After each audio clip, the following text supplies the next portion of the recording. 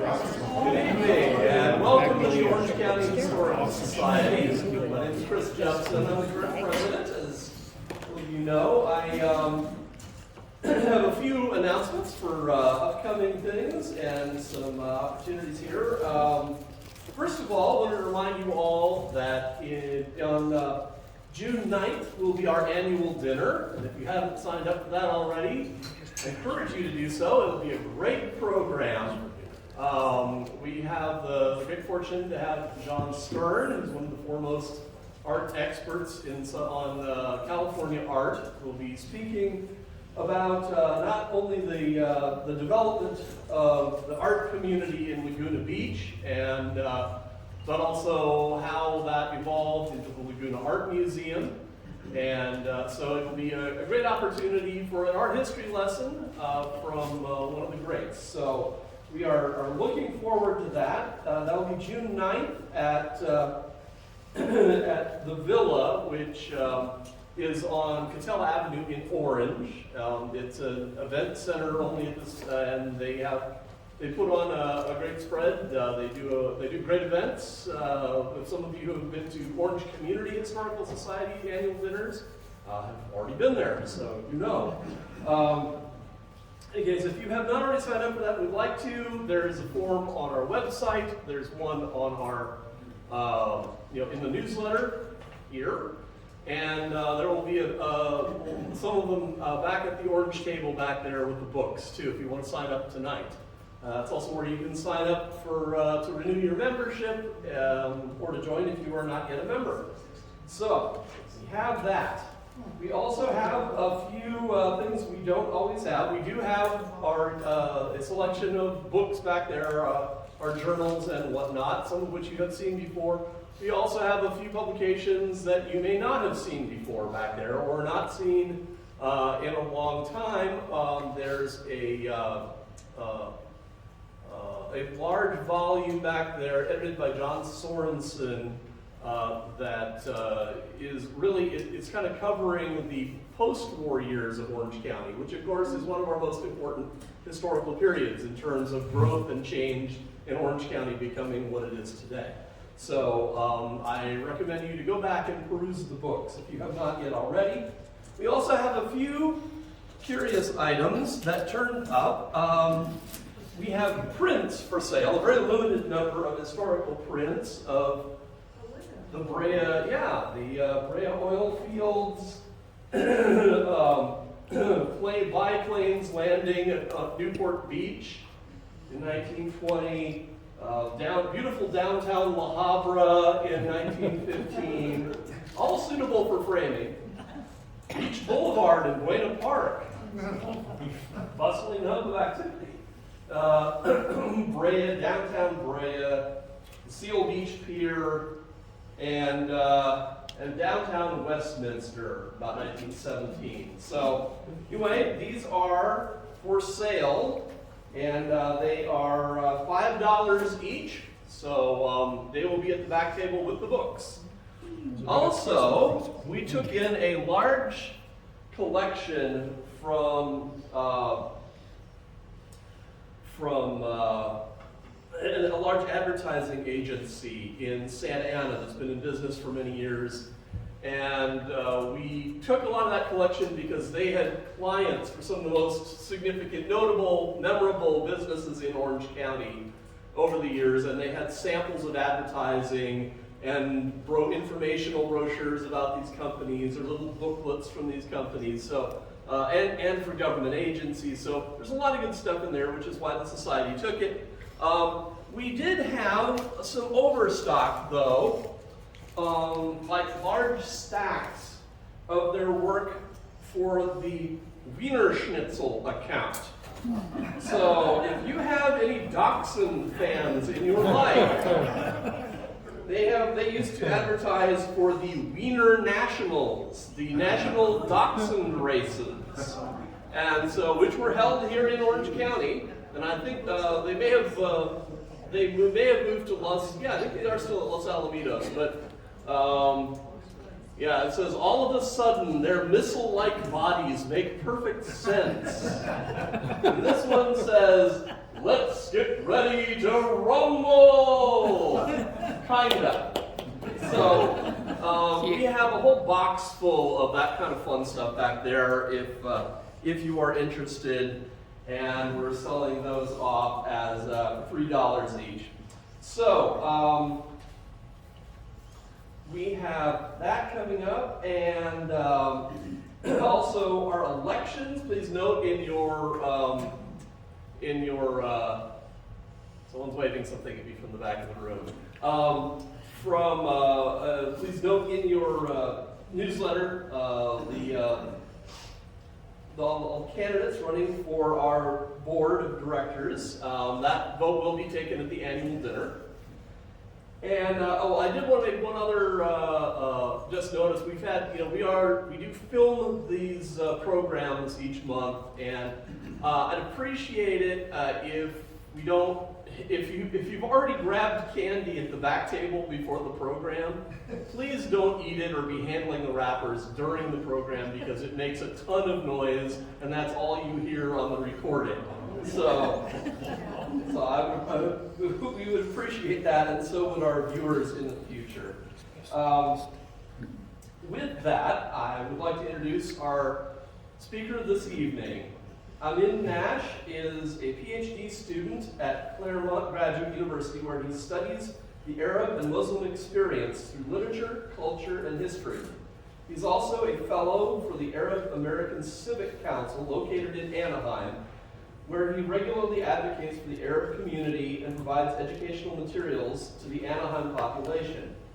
Amin grew up in Las Vegas, the third child born to Iraqi immigrants, and recalls regularly traveling to Anaheim's Little Arabia to purchase halal meat during the 1990s and early 2000s. Amin feels that Orange County in Southern California has challenged Arab and Muslim Americans and brought an opportunity to the community.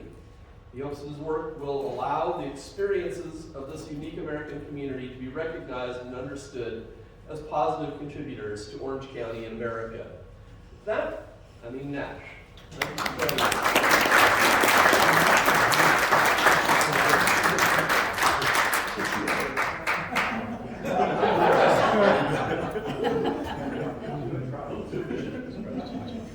I might be able to go ahead, I don't know. Thank you for that, Chris, and thank you for everybody for having me. So first, my name is Amin Nash, and the way I usually tell everybody my name is like Amin Machine, and that's a good way to know my name. I am a PhD student at Claremont Graduate University. As Chris said, I do study the Arab American and Muslim American experience. I try to see how America has provided opportunities, but also challenges to the community, and how does that tell a deeper story of America. So thank you, Chris, and thank you everybody from the OCHS Historical Society for having me. I wanted to also give a shout out to Noah Allison. He's another PhD student, or PhD graduate, I should say, from Berkeley. He's the one that linked me with Chris, and he was going to talk, but he was busy. So I want to give thank you to Noah. Thank you to the Trinity Episcopal Church of Orange for hosting us, and thank you to all of you all for being here. So to begin, I want to tell you guys about a little place in Anaheim called Little Arabia. And I want to ask everybody, and maybe we could get two answers if you guys would like. What do you think this place is called Little Arabia? What do you think it looks like? Maybe anybody can say one thing, or if you've been there, you can give an answer. So, Wide streets. What's that? Wide streets. Wide streets. It is wide. Small shopping malls. Yeah, it's shopping malls and wide streets. I think it's about 6th Street long, Little Arabia. And let's do one more. Maybe we could do one more. Yeah. Home Depot. Home Depot's right there. Home Depot is right there. Yeah. And some of you might think also, maybe Arabic restaurants, some services. There's a bunch of things on that street. It is wide street, 6th Street long. There's a nice Home Depot. But if you really look into, if you open the Arabic scribe door, and you'll see people. You'll see families, a community, years of hard work. You'll see human growth, and you'll see a story of immigration and their contributions. And what you hear and what you'll see is a story of community disappointments, as well as a community pride. So that's what Little Arabia is filled with people. And these people, they have stories of success, they have challenges and desires. And what they desire is a positive representation, and they desire awareness. Most importantly, they want to be seen as anybody. They want to be recognized in here. So I hope when you guys drive on brokerage, and I hope after this talk, you guys will have a little bit more understanding of what the people are and how they impacted the area. So when you drive onto Broker Street, you'll see hundreds of signs in Arabic, but do we really, do we recognize the people and do we really hear them? Do we really see them? This idea that this place is very, very visible. You see the Arabic signs everywhere, but the people often feels a little bit invisible to themselves. Can we hear them? Can we appreciate their voices? Can we hear who they are? So that's what I'd like to talk about in this talk today. I have 3 things that maybe I can hope to go over. First, I'll go over a brief history of Arabs in general, Arabs in America before the 1800s, how they came in, their migration patterns, and maybe some challenges they faced. I'll also include Southern California, so Arabs in Southern California during the 1900s, how they came in. And then we'll talk about Little Arabia, how Little Arabia came to be, its present, and its past and present. And lastly, I would like to conclude with a narrative of Little Arabia from the people's words. What they expect for the future, things they envision the future, and how they want to impact society. So first to begin, I do want to start with a quick primer and some terms. I know there's some terms that are unfamiliar, so I'll be talking about some terms.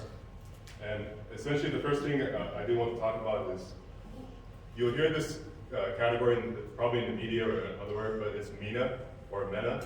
And essentially that's an acronym for Middle East and North Africa. And that's just the region where Arabs tend to come from. The Middle East would start from Iran, all the way down to Morocco. And that's where most of the Arab population will come from. And you also might hear SWANA. SWANA means Southwest Asia and North Africa. And that is just a larger term to include Afghanistan, and it goes to Kyrgyzstan. And essentially these terms are just to cover the regions where this population comes from. Arabs come from 22 countries. It might be a little more now, I'm not sure. But essentially these countries are like Iraq from the east. That's where my family's from. And it goes all the way to Morocco and North Africa. So it takes a large area. But one thing that's really important is there's a concept about the term Arab American. And what this term Arab American really means, it's both a point of pride and a point of contention for many people. And Arab Americans, they don't have a category, many people probably know, but Arab Americans don't actually have a category for themselves in the census. They have to check out white. They have to check out white. There's a reason for that. I'll be addressing about that. But what this means is that many immigrants will come in, they will have to adapt to different social hierarchies that are already present within America to kind of get ahead.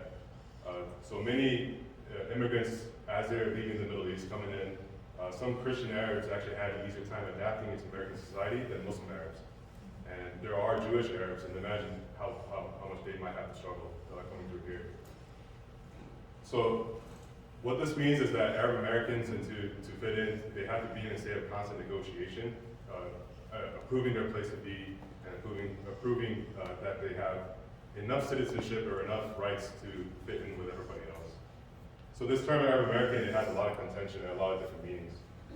I want to mention that not everybody who's fluent in Arabic will identify as an Arab, right? Iraqi Chaldeans, who are Catholic Iraqis, they are very fluent in Arabic, but sometimes they won't say that I'm an Arab. The same thing with Egyptian Coptics. Egyptian Coptics, they may be fluent in Arabic, but they're not going to say they're Arab. So the Arab American, what it really is in America currently, many scholars are using it as a term for agency. It's mainly meant to kind of control one's destiny, control one's future, but also it's meant to identify how an individual sees their history, things like that. So that's just a quick primer about Arabs and the term Arab American. So we're going to talk about Arabs in America pre-1800s, and there's a lot of ambiguity that goes into this. But to start off, the earliest Arab who actually came to America, possibly the first Arab, we're not sure 100% sure, is this individual named Estefanico, or Mustafa Azamori, and he's originally from Azamor, Morocco. This is a bust that was made by John Hauser. He was commissioned by the Moroccan government to make it. So Estefanico, he was a Moorish man, which means he was born in North Africa. That's where the Moors are from. And he was sold to Andres Dorantes de Carranza in 1521. And in 1528, the Spanish forced him onto the Narvaez expedition with this man Panfil de Narvaez. And they explored all this whole region around Cuba. They went to Florida. And he was one of the first guys that went to New Mexico this is not the full expedition, but they went to New Mexico at the top. And they consider this individual to be the first, what could be the first Arab man to actually touch base onto America. Well, let's fast forward to America, to what we know as America today. Let's fast forward to the American Revolution, or Revolution of 1775. And what's interesting is if you look at George Washington's ledger, you'll come across an individual named Joseph bin Hali. And Joseph bin Hali, if you trace his family, you'll find that there's a community in Sumter County in South Carolina called the Turks of Sumter County. And Joseph bin Hali, what many scholars have been able to discover is that this individual was actually named Yusuf ibn Ali. That's his Arabic name. And Thomas Sumter, the general under George Washington, described him as being a Caucasian of Arab descent from Turkey. And this is an individual who nobody really knows how he came to America, but he came and he automatically became part of George Washington's army. And he's from this region of the Middle East, from the Middle East, North Africa region. So why is there some ambiguity about his identity though? Why is there some curiosity, like who is he from and what's his race? Well, to answer that, we have to go back to the Ottoman Empire. And this is what the Ottoman Empire looked like back when Yusuf ibn Ali, or when the American Revolution was happening around 1775. And the Ottoman Empire had control. This is Iraq right here, and this will be the Balkans, Greece, and this goes up to North Africa. Essentially, the way the Ottoman controlled was that somebody who was born in one of the, they call it wilayats, I think the word is province in English, province or district. If you were born in like a wilayat, like in Baghdad or in Cairo, for example, you would have to be associated with your parents. And the way this law works, Saddam Hussein actually used this law to discriminate against Persians and Kurds. If you were born to a Persian mother, you wouldn't be considered Ottoman, essentially. That's the way he does. And then Saddam Hussein actually took that law and used it to discriminate against his own people in current times. So Ottomans controlled much of the trade of this region, but around 1850s, this is when the mass immigration of Arabs began, around the 1900s. And the reason why they really began was because the Ottoman Empire just started losing control. Economically, they were importing, they were buying more things than they were exporting. Education was going down. There was civil unrest, especially between different ethnicities and different religions. Armenians were being really, really oppressed in the north, and Greek as well as the Greeks were being really oppressed by the Ottoman Empire. So a lot of Christian Arabs, specifically from Syria, so back then they called it Syria, but Syria consists of what is modern day Syria, the region of Palestine, Israel, Jordan, and Egypt. And they considered those regions as Syria, the Greater Syria. A lot of these individuals were actually getting really, really educated because of efforts by American missionaries to come, and they established like the American University of Beirut. So a lot of immigrants came in, and they actually came to America and established. They usually start off with peddling, but they established themselves really quickly in New York. So this is a picture of some of the things, some of the progress they did. A lot of them came in. They started, as I said, they started peddling, but a lot of them also started newspapers. A lot of Arabic language newspapers. This one is called Kawkaba and Rika, and this is Al-Huda. And essentially these were established in the 1890s. This was in the 1890s as well. And these individuals right here are called what we call the Arabat al-Qalamiyya, which means the pen bond. And this includes Khalil Gibran, and if he goes here, Khalil Gibran, who wrote The Prophet, one of those books. And what they were trying to do was really establish not just an identity, but add to the intellectual thought of America.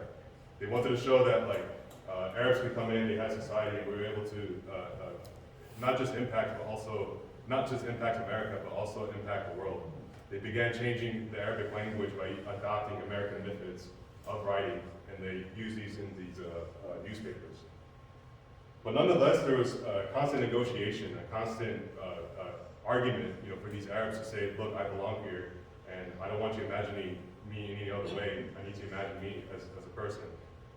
But when the advent of the movies came in, there became this narrative or this idea that Arabs aren't really fully civilized yet, so we have to imagine them as civilized.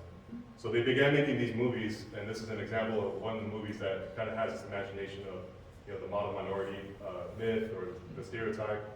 And this is a movie called Anna Ascends, which is about Syrian woman essentially who was a waitress. And somebody came in and just saw this waitress serving, and they said, oh, imagine her being part of American society, imagine her being part of us. So this is a quote from the playwright, the actual guy who wrote it.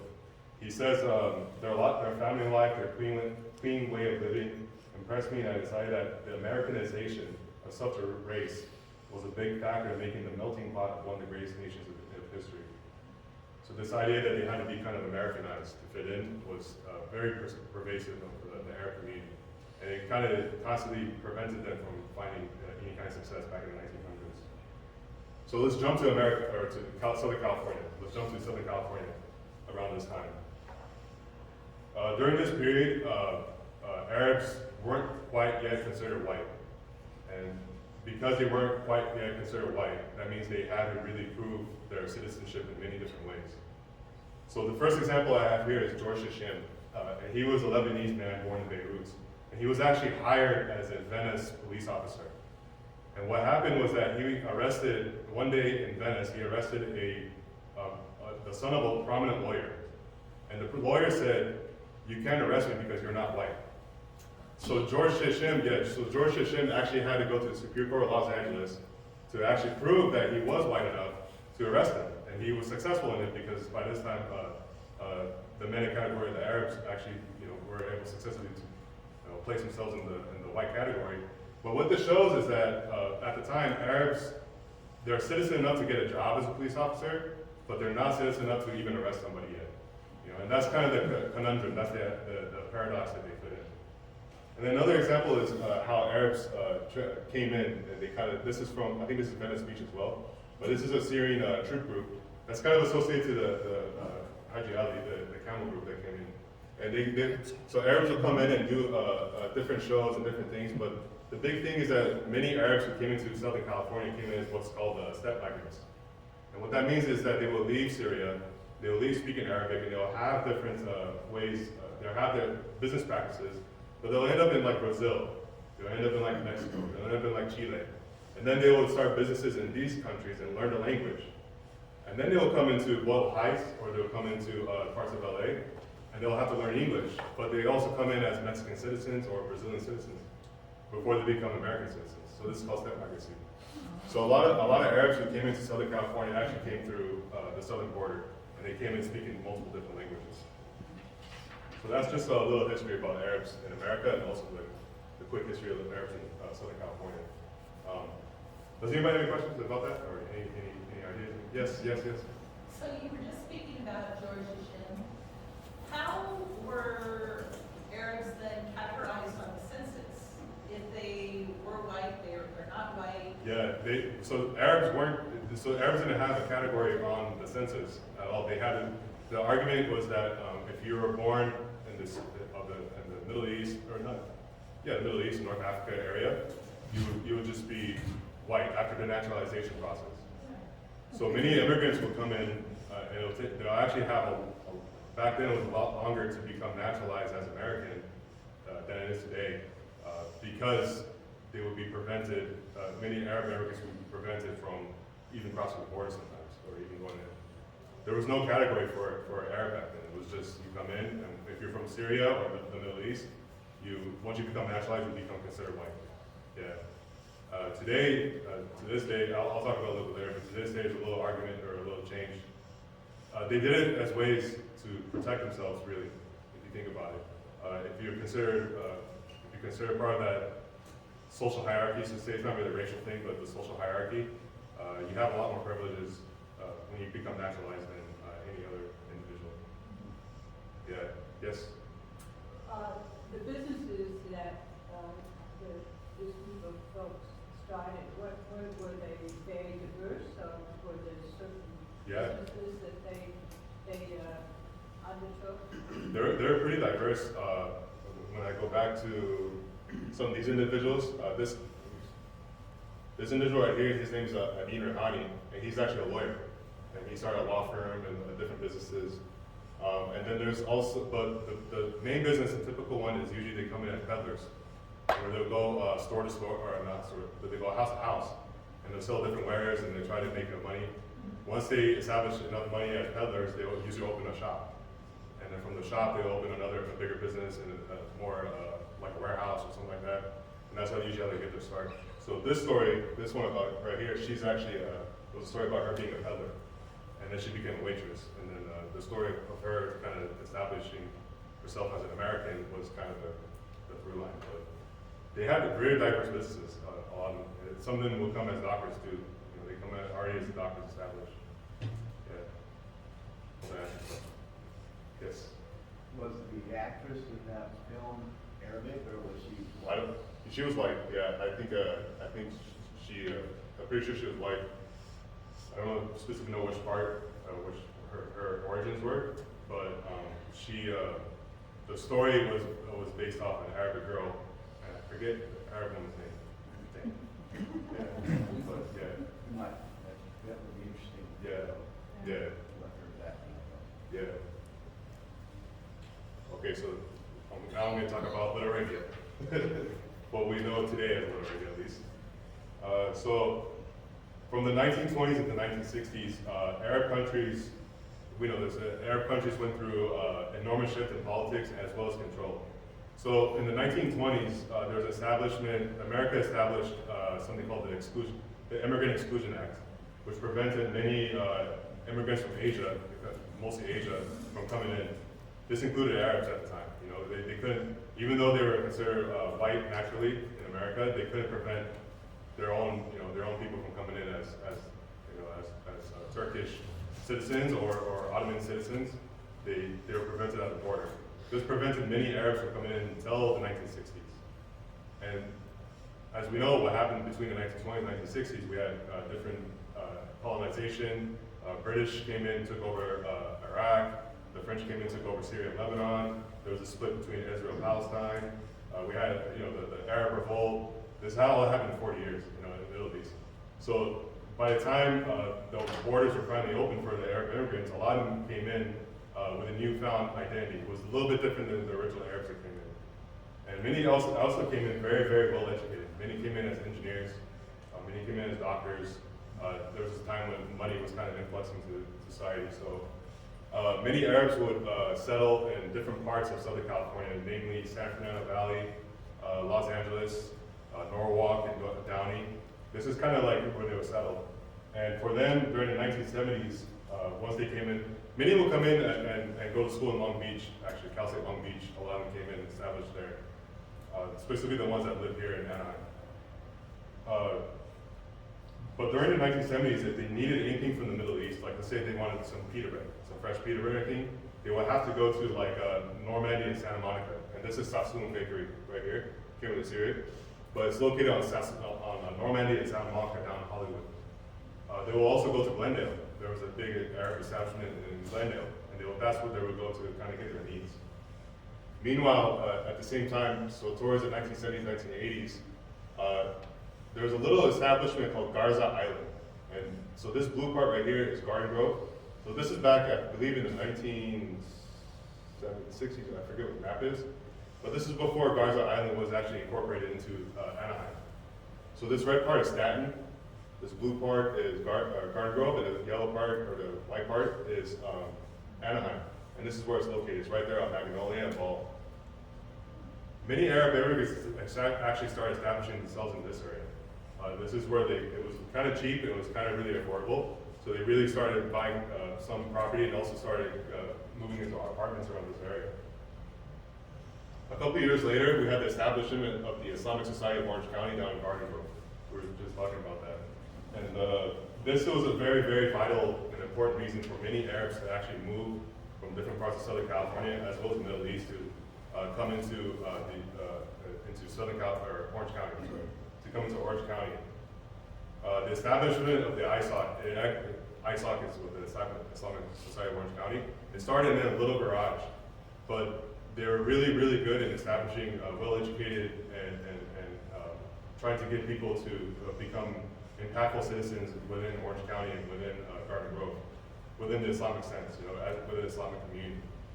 So what grew from a garage became this large mosque in Garden Grove. Shortly after, the first Arab market to sell halal meat was called the Al Medina Market. That was also in Brookhurst. So Brokers became kind of the location where many Arabs will kind of settle and kind of establish themselves.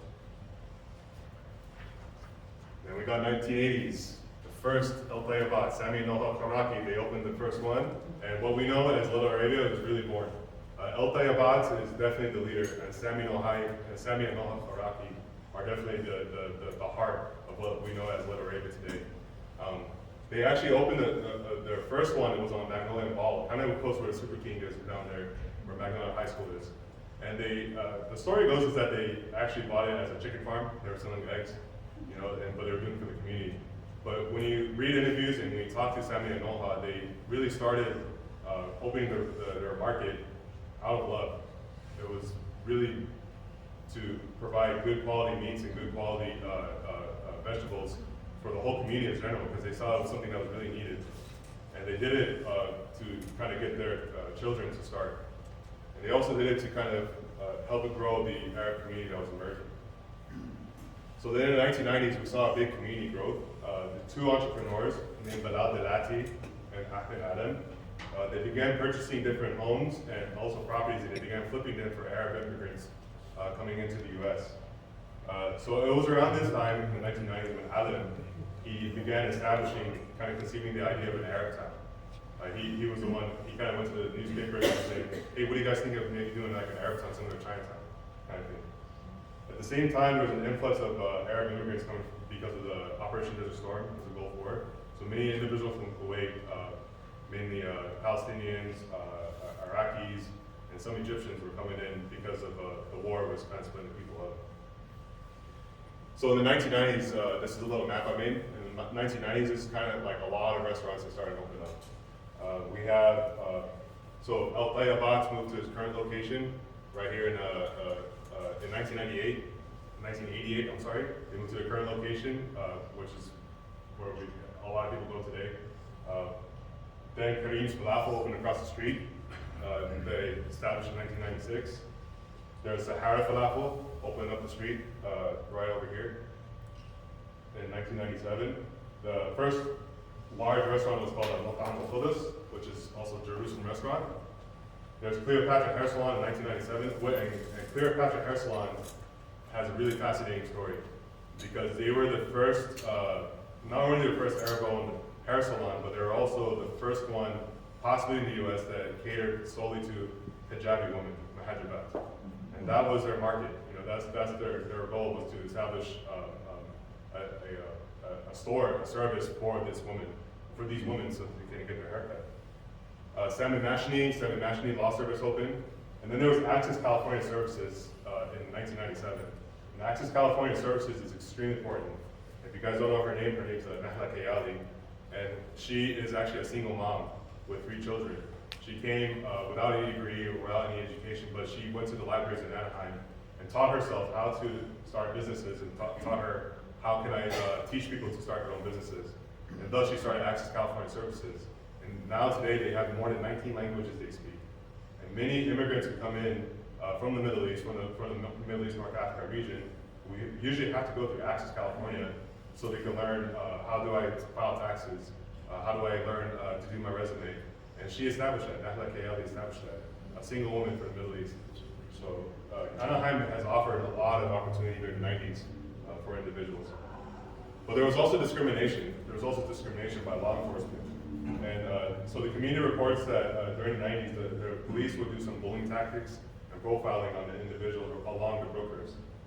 Specifically, they would accuse these businesses of harboring gangsters, and they would refer to areas the Gaza Strip, as a way to kind of demean and mock the Arabic heritage.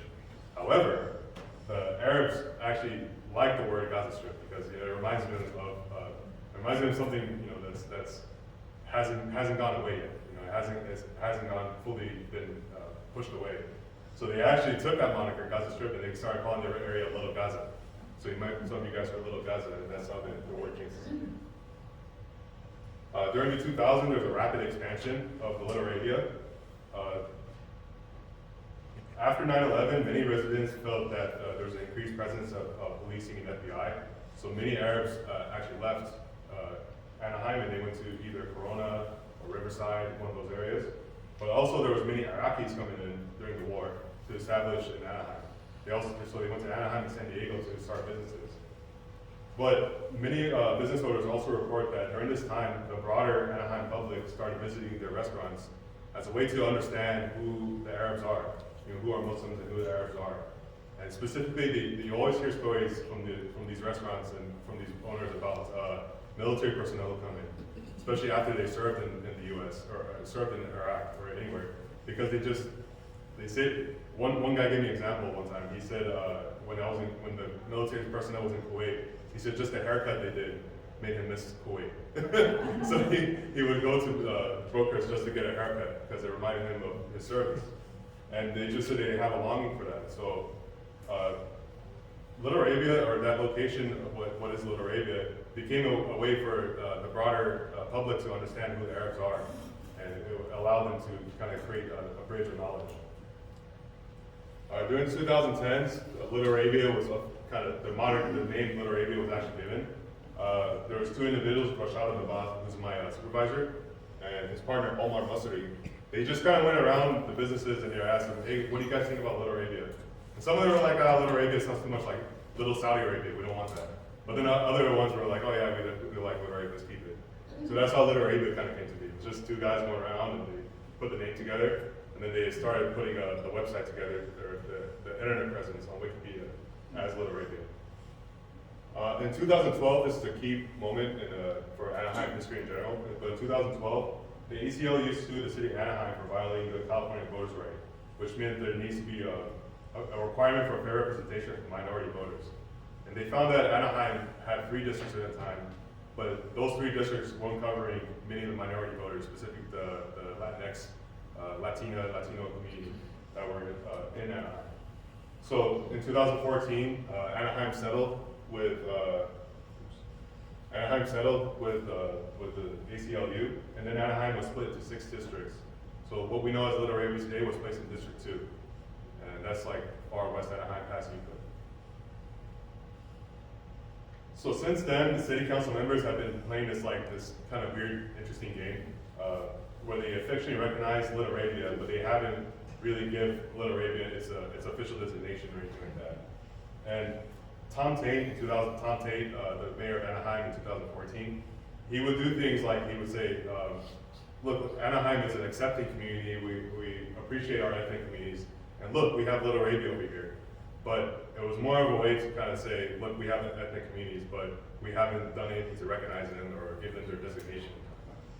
So it's just Little Arabia since then has become kind of like a little prop, you could say, for city council members to kind of say, look, we have these people, but we might not give them their designation yet.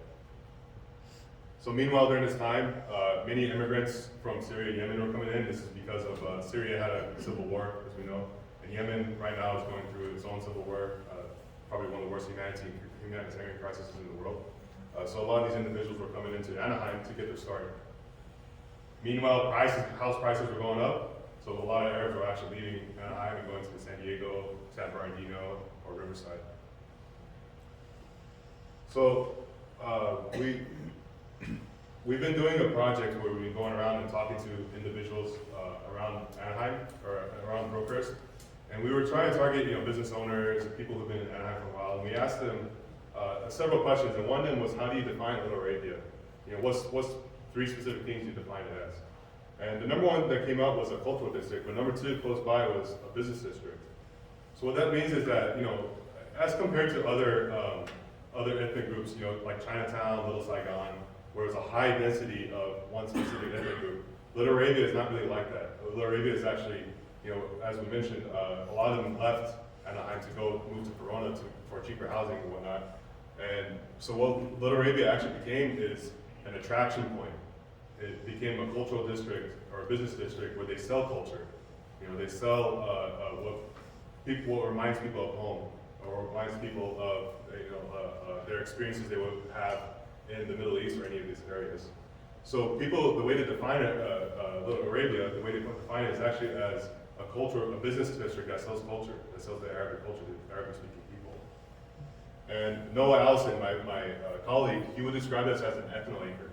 And essentially what this means is that, we can see it right here, Noah Allison, what he refers to is that Little Arabia is a location comprised of clustered private commerce rather than a single entity, rather than a single location. And this is very, very true for Little Arabia in many ways. Not many individuals actually live in Anaheim. You know, not many Arab individuals, Arab backgrounds. They would have to travel long and far. You know, and I always tell the story. I tell a lot of people about my own personal story, but as Chris did, I grew up in Las Vegas. So during the 90s, we didn't have any halal markets in Vegas. So where would I have to go? You know, we'd come here to Anaheim. So once a month, we would pack up our stuff, we'd pack up a little cooler, and drive from Vegas all the way to Anaheim just to get halal meats. And so that's what, you know, that's what Little Arabia is our anchor at the time. So Little Arabia, it really is a safe location. It's a home away from home for many people. And it's just a place for belonging and for the Arab community to feel welcome, and feel important, really, to feel like their culture is important in America. So as I mentioned, we did this research project where we try to go around and talk to individuals and get their stories and get their narratives, and then we wanted to see how they describe what's the words and the verbiage they use to describe Little Arabia. And so one of the questions we asked was, what does Little Arabia mean to you? And so I'm going to talk about some of the survey, but the survey was, as I mentioned, was to understand the people and to get their story. It was really to just see how they knew Little Arabia when they came in, what was it like when they came in, what kind of benefits they saw improve, and then what they imagine about the future. You know, what's their story? How do they picture Little Arabia? So this is the data: 35 people, 17 oral interviews, and this is kind of the breakup we got. So Little Arabia, you can see 66%. This is 65%. These are individuals who are foreign-born. So a lot of the people who live in Little Arabia, they are born outside the country. They immigrated. But it was also a good chunk of people who were born in America. And a lot of these individuals, they usually identified with their parents' country of birth in Anaheim. So a lot of them were Lebanese descent. They'll say, I'm Arab American or Lebanese American, for example. And Syria made up the biggest Arab country of all of them. So a lot of them, they will tell you they're from Syria. Languages spoken, we can see it's actually a highly diverse language. And that street that we see is, of course, you know, English and Arabic are number one and number two, but Spanish was number 3, and it's simply that just reflects the need of Anaheim, right? Anaheim is a highly Latin population, and for them to communicate with their, you know, if you're a business owner, you need to communicate with your workers, you have to speak Spanish. You know, and many individuals who are walking around there, they have to speak Spanish. So this kind of reflects how Anaheim is. But there's also different languages: Russian, Hebrew, and French. French was the fourth most spoken language. When we asked people what's your profession, most of the people we interviewed were business owners, but we didn't clarify exactly what business owner they were. So some of them are owners of bookstores, butcher shops, big, large markets, things like that. But all of them, they usually claim their own business. But there was a highly, you know, we have attorneys, there's a nurse, statistician. I mean, the individuals in that district, they have a high, they're pretty diverse with their work. So I got a question for everybody as we come to finally talk about how people verbalize or how people talk about Little Arabia. But imagine that you're kind of walking in this district on Broker Street, and you hear everybody talking, you have these interviews. What do you guys think is the most common word everybody would say? You know, what do you think? I can take a little swim. Salam alaikum is a good one, yeah, actually. Yeah. In Arabic or? Could be both, yeah. Salam alaikum is a good one. Yeah, that's a good one. Hello. So, salam alaikum is actually good, but actually the number one word that came out was people, when they talk about people. And this is kind of out of 15,000 words that we collected, these are the major words that came up from the people. And that's why in the beginning I showed pictures of the people, and I tried to explain to people, but for their eyes, what's important to them is actually people. For them, Little Arabia is like people. And it's not surprising, because to them what's really important is community. Things like community and being connected with people who are like you. You know, people who they share your identity, they share your culture, and they share your language. So we asked them a couple questions. You know, when did you first start coming to Anaheim? And the average date was 1995, actually. So it's a relatively new community. They kind of just started coming, around the 80s or the 90s.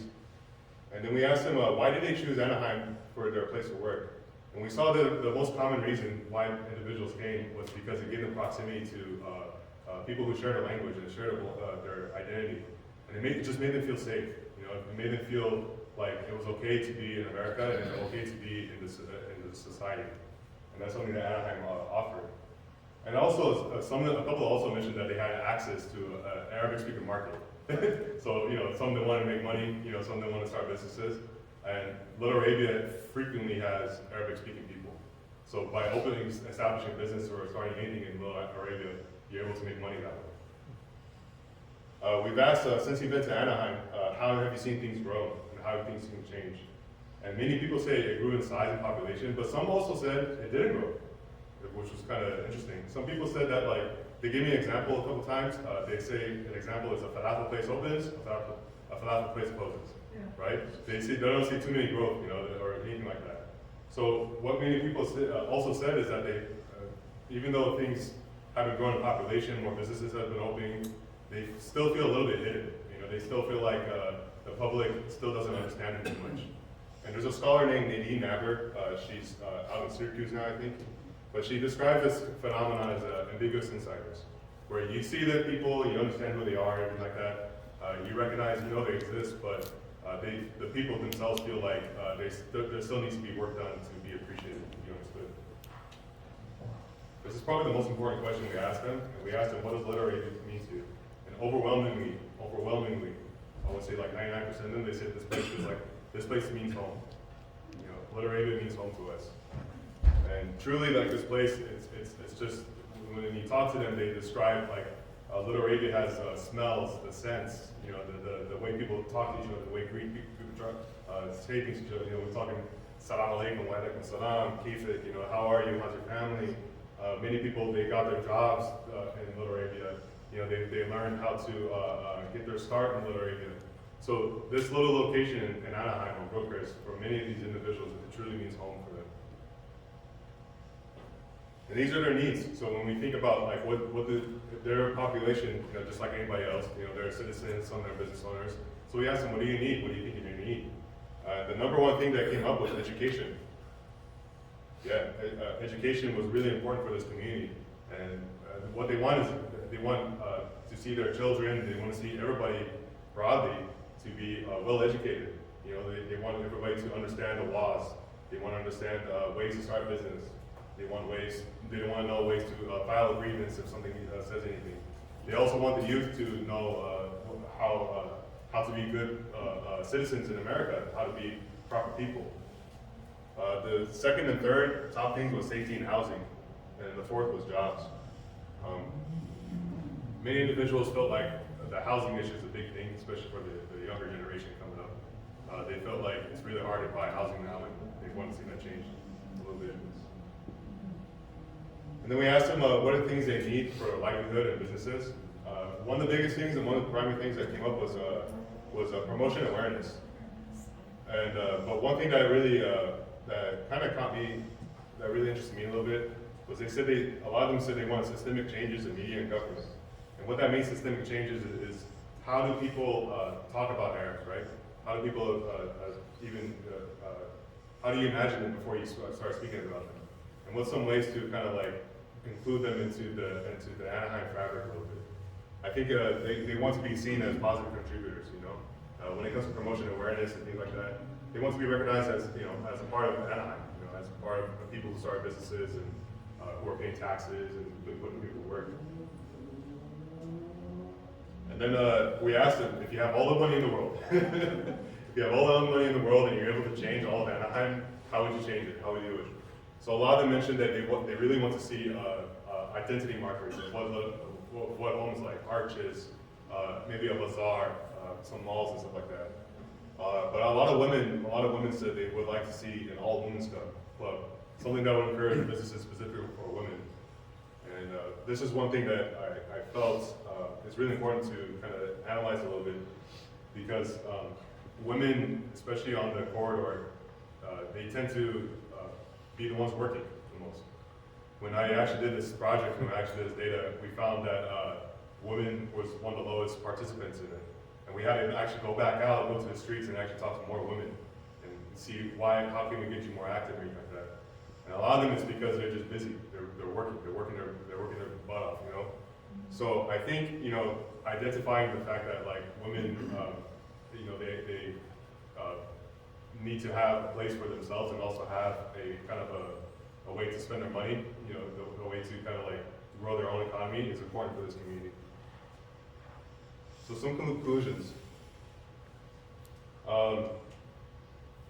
So sitting on the shadows of Disneyland, it's perhaps fitting that Little Arabia is a business and cultural attraction, right? Perhaps it's fitting that it's an attraction for other people. But unlike Disneyland, Little Arabia offers a unique insight into how immigrants from the MENA region, from the Middle East and North Africa, were able to adjust to American society while maintaining both their culture and their heritage. And Anaheim has been providing room and space for the Arab community to cater to the MENA market in Southern California. So I think the future of Little Arabia is bright. People want to see development in things like a chamber of commerce, where they can establish policies for businesses, establish rules of engagement, and also represent themselves with the city. And people also want to see more initiatives like art and culture.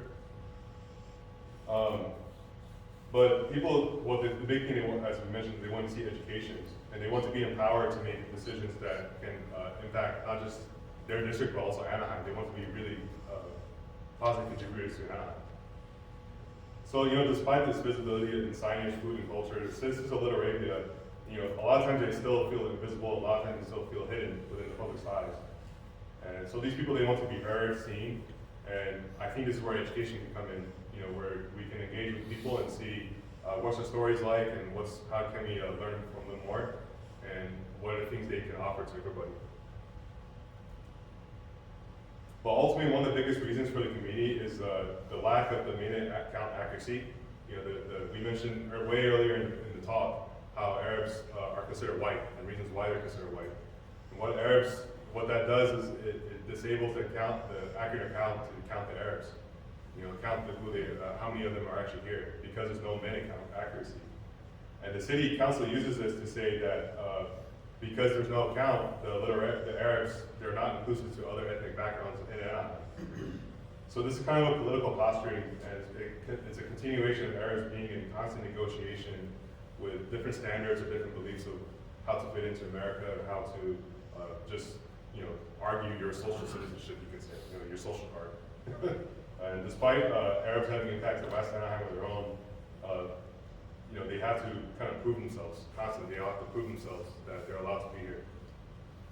But, you know, still, one thing is they'll provide one thing that people want ultimately, they just want recognition. You know, they want recognition and be able to be seen for their agency. And what that means is they want to have the ability to chart their own future and chart their own journey based on their own definitions. And these are crucial decisions that will impact not just the lives of Arab Americans, but essentially that region of West Anaheim. And the Arabs, you know, as we've seen, they've been a crucial part of Anaheim, and I believe they'll continue to do so out of the necessary love and care for not just their own people, but for all of Anaheim in general. So this is kind of credits. These are people that are involved with me during this project, and also the talk in general. Rashad Abdullah is my supervisor. Dania Ayakudi, she's my partner that drafted all these questions, so I want to give a shout out to her. And this is a little sign that hopefully in the future we'll be on the highway. It's a kind of good thing. So, thank you, everybody. Thank you for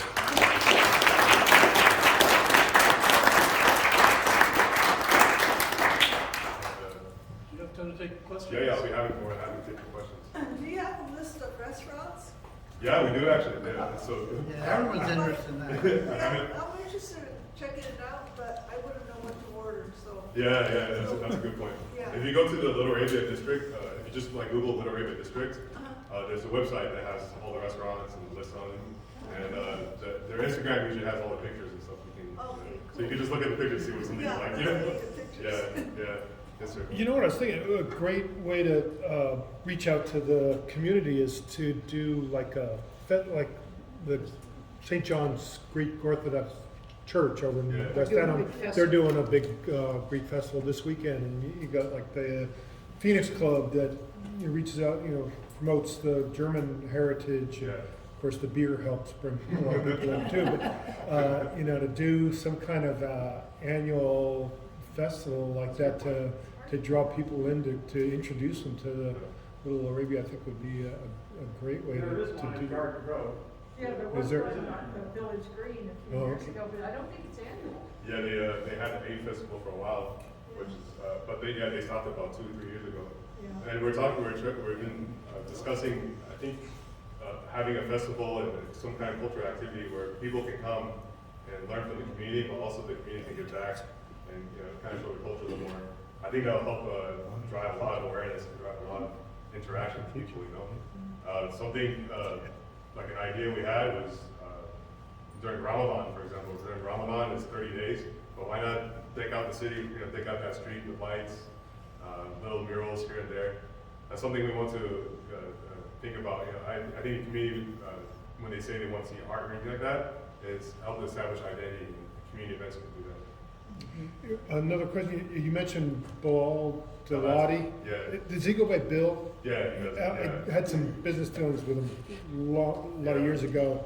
It's been 25 years since I've seen him. Is he still around? Or what's he doing? He's one of the guys that's Yeah.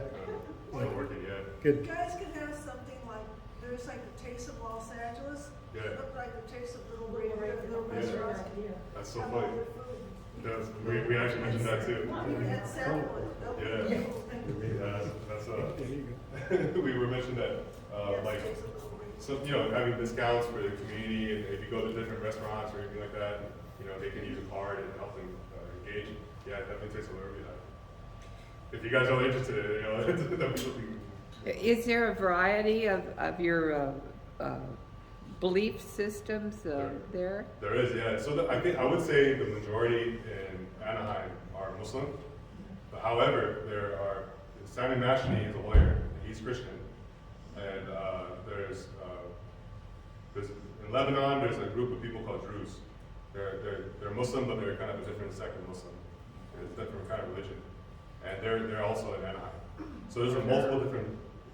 Are they Coptic? They're Coptics, yeah. They're Coptics as well, yeah. And the Coptics are Christians, and so there's a huge diversity group of people, and that's why I think it was good that Rashad, when he went out, chose Little Arabia instead of calling it Little, something really specific.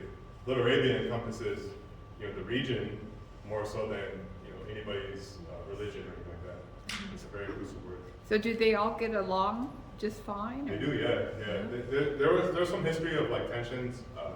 Usually when there's flare-ups, and I think this is what helps with community development, community education specifically, because sometimes when there's flare-ups back home, they tend to bring it into the streets, And so learning how to calm the tempers and how to develop as a community is really important. But for the most part, like everybody, they take care of each other extremely well. You'll have a Christian market, for example. The Super King, I think, is Christian Armenian owned, and they sell halal meat there. And some other environments. Are there any belly dancing clubs around there? They closed those. Yeah, they got rid of those. Yeah, they used to be. Oh, I love them. Yeah, Chris. Yeah, I mean, just picking another Orange County identifiable immigrant community as a comparison. I wonder how you see, let's say in Little Saigon, there is a very large Vietnamese American population that lives right around there in Orange County. Yeah, the residents are here. Yeah. And you're talking about how many of the Arab American residents are moving out to places like Corona and Riverside and San Diego. How do you see the longevity of Little Arabia as a cohesive, identifiable unit if everybody's moving other places? Will they not start these businesses in these places? Will, and kind of spawn new Little Arabias? I'm just wondering how you see that playing out over the future. It's a good question. I think because it does happen when a family moves, they'll start like little market in some Albertson shopping center, and you see a falafel place open, you're like, oh, okay. But Little Arabia, I think, it compared to other locations when people move, it has always been an attraction point. And I think recognizing it as just that, it's an attraction point or a business district that sells the culture and allows you to buy and experience your own culture in some way, makes it more valuable than some other locations. Like in El Cajon has a huge Iraqi population, and that population is like condensed. You know, it's kind of similar to Little Saigon, but still people from there go to Little Arabia, and it's only because you get a different experience in Anaheim that's a little different compared to what El Cajon is. And I think that has something to do with the way Anaheim is built, and also with how I think the population of Anaheim has. It's not just the Arabs that propped up Little Arabia. It's been a lot of non-Arabs that actually encouraged the growth of Little Arabia. You know, they wanted to see it grow a little bit. I think I was talking to somebody here. If you go to the Little Arabia Plaza, you'll see a Vietnamese restaurant right next to a Lebanese flatbread place. You know, and it's extremely diverse how it is, and they sell Amin.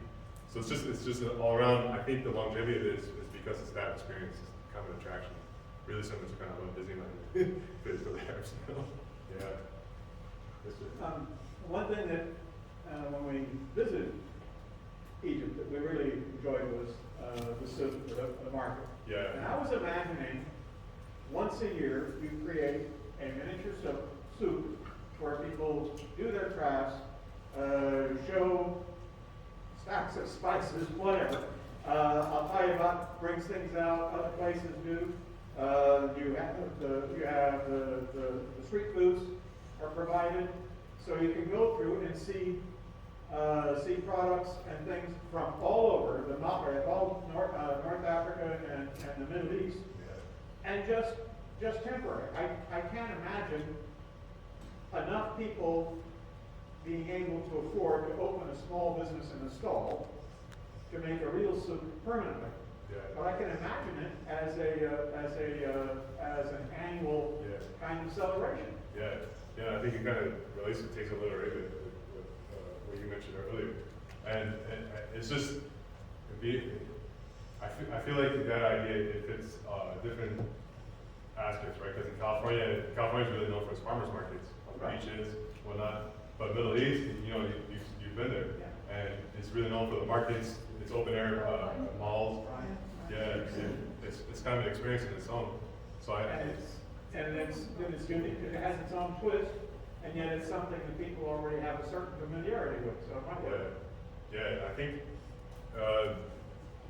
down the line, you know, I hope I can talk to more people and establish it. But I think it'll be if it's something everybody's interested in, you know, to get that established, you know, because it'd be hard to do like in Egypt or those areas, but it's still part of the Arab culture, you know, the Arab experience is getting that mall, you know, that market feel, you know, having the people hustle you and all this stuff. Yes, sir. Another people that you might talk to is the Bowers Museum. They do a lot of cultural things. You know, I know they've done Hispanic and I think they've done Persian. So you might want to do that. There was some talks. They said, you know, something that can establish our identity, or because having a mall or not mall, museum on somewhere, that small museum, or That's a big project. yeah, they can show like you know the heritage of Southern California and also the beauty of it. There's the big Arab American museums in Detroit, but California still has the largest Arab community outside. You know, so it's why not? We should have one too. You know? Yeah. What do you mean about the belly dancing was thrown out or something? They were.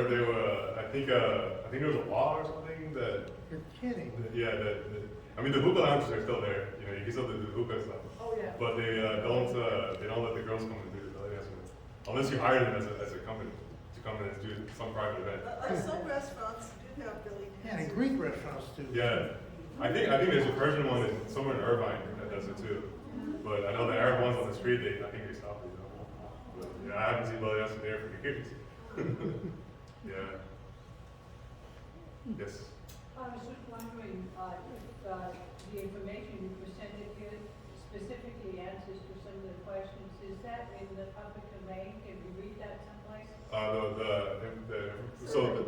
The data I showed at the end, we're gonna make it public probably next week or something like that. So that'll be up online. And then the other stuff. I'm sorry, I didn't. I'm sorry. The information I showed at the end about the people's needs and the data, we're gonna make it public probably next week. Probably, so we'll probably put it online so people can access it. Okay. And then when it comes to the history information, those ones you can access it online. I noticed you can sign up for email. Right? Is that part of that? Well, so this will be with the Arab American Civic Council, yeah. And I was thinking I could probably put the slides together. I'll edit it a little bit. I'll put the slides together, and if Chris, if you wanted to send it out, give it to everybody, so that way you guys have it as well. Yeah, I can do that. Hopefully we get that as part of the education part, right? Hopefully getting more information on the internet, so that people can engage more. That way we're less of a mystery. We've been here. Well, thank you so much.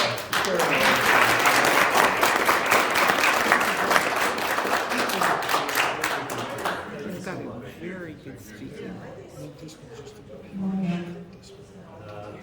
And thank you all for joining us this evening, and we hope to see a bunch of you at our annual dinner. As you know, we then take the summer off, July and August, and then we will be back in September with our annual kickoff meeting at Sherman Gardens, just like old times. So, and we'll have a great program there. Steve Leck, who's a big Riverside County historian, will be talking about the history of the Ortega Highway, which of course is an important story in Orange County as well. So do help yourself to goodies in the back. Thank you to the Chins, as always, for their help with that. We're putting that together for us, and we will see you soon. Thank you.